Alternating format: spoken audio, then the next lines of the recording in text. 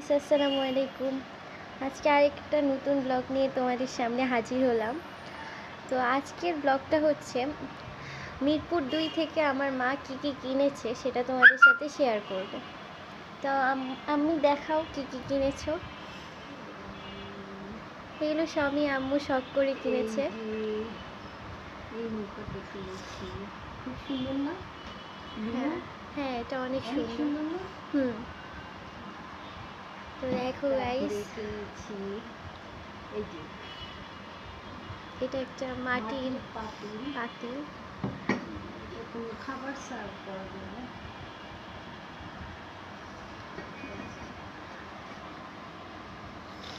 তারপর একতারা, এটা কিন্তু সুন্দর বাজে, দেখো গাইস, অনেক সুন্দর একটা জিনিস।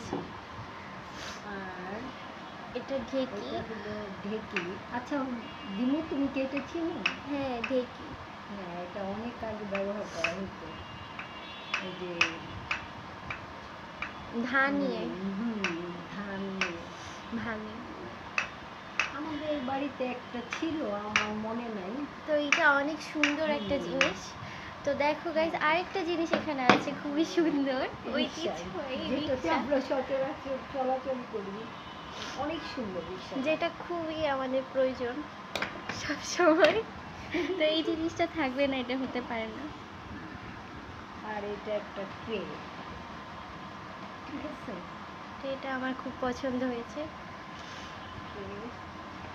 অ্যাকচুয়ালি এখানে সব জিনিসই অনেক সুন্দর, পছন্দ না হওয়ার কোনো কারণ নেই। ফুলদানি রাখার ইয়ে না? এটা অ্যাকচুয়ালি একটা সাজায় রাখার জিনিস। তোমার সাজিয়ে কিছু খুব সময় মতো রাখতে পারো। জিনিসটা কিন্তু অনেক সুন্দর।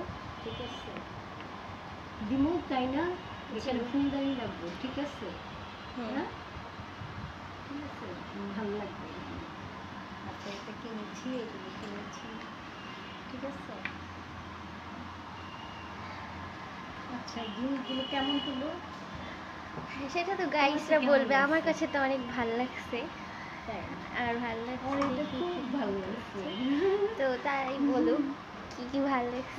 দেখি তুমি বাজেট পাও কিনা। এটা কি বাজানো কোনো বিষয় না।